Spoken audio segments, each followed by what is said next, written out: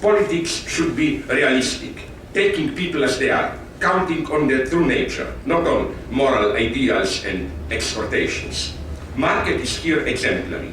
Human nature is egotistic. There is no way to change it. What is needed is a mechanism that would make private vices work for the common good. In his Perpetual Peace, Immanuel Kant provided a precise formulation of this key feature of liberalism. Allow me a short quote. Many say a republic would have to be a nation of angels, because men with their selfish inclinations are not capable of a constitution of such a sublime form, democratic republic.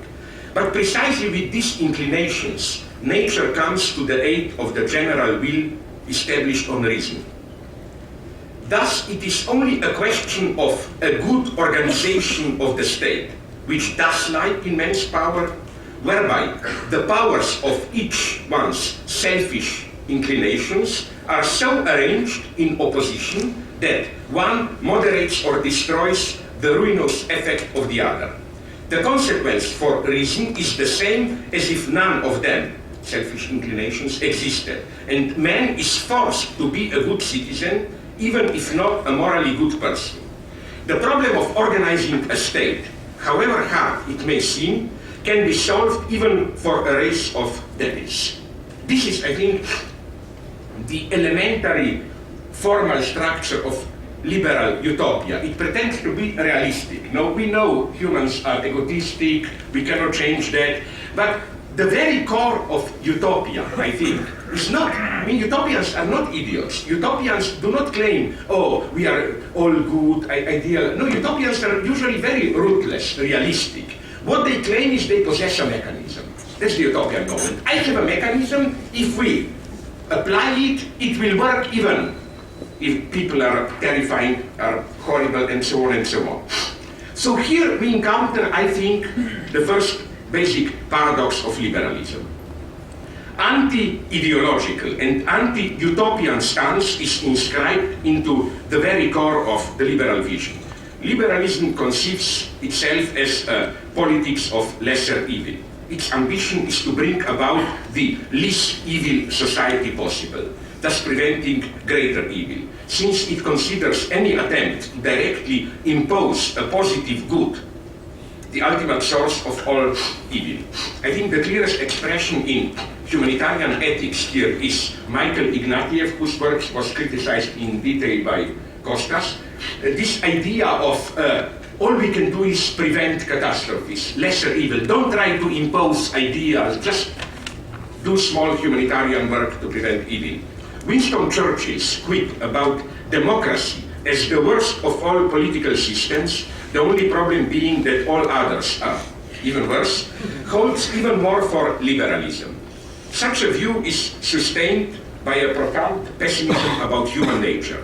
Man is egotistic, envious animal. If one builds a political system which appeals to goodness or altruism, the result will be the worst terror. And all liberals like to evoke here Jacobins, communists, Stalinists, like they presuppose an ideal image of man, virtues and so on. What you get is terror. However, the liberal critique of the tyranny of the good comes at a price. The more its program permits society, the more it is turning into its opposite. The claim to want nothing but the lesser of evils, once asserted as the principle of the social order, gradually takes over the very features of its enemy, the very features it wanted to fight. The global liberal order clearly asserts itself as the best of all possible worlds. The modest rejection of utopias ends with imposing its own market liberal utopia, which will become reality when we will properly apply market and legal human rights mechanisms. Behind all this lurks the ultimate totalitarian nightmare, the vision of a new man who will leave behind the old ideological baggage. So how does this liberal utopia look?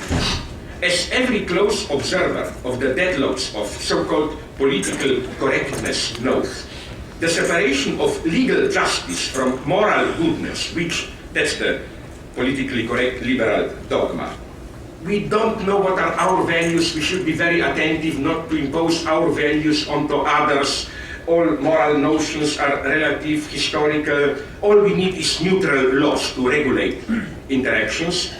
This separation adds up in a stifling, oppressive moralism full of resentment. My thesis is here apparently a conservative one, but I think the left should appropriate it. It's that without any organic social substance grounding what George Orwell referred to as common decency, the minimalist program of laws which should just prevent individuals to harass each other reverts into an explosion of legal and moral rules in an endless process of legalization or moralization, called, this is the big paradigm today, the fight against all forms of discrimination. What I claim is that if there are no shared customs which are followed, that are allowed to influence the law, only the ultimate measure is just to prevent subjects harassing each other. Who, in the absence of such customs, will decide what counts as harassment?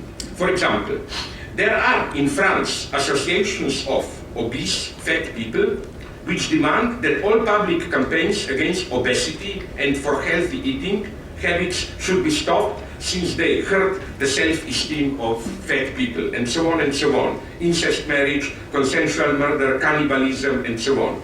The problem is here obviously the arbitrary character of these new rules. Let us take child sexuality, the preferred politically correct liberal topic. One can argue that the criminalization of child sexuality is an unwarranted oppressive measure, a discrimination.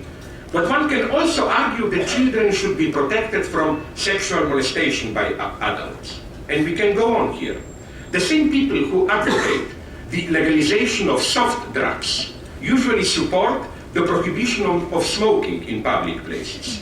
The same people who protest against the patriarchal abuse of small children in our societies worry when somebody condemns members of foreign cultures who live among us for doing exactly this. I don't know how you have it here, but in Slovenia it was recently a nice, ridiculous scene where the same leftists who wanted tougher measures against child abuse exploded when a certain judge condemned, how to call them politically correctly, the gypsies, Romas, when he intervened into Roma family which were starving, selling as a sex slave. No, we are intruding into their lifestyle, imperialist intervention, and so on and so on.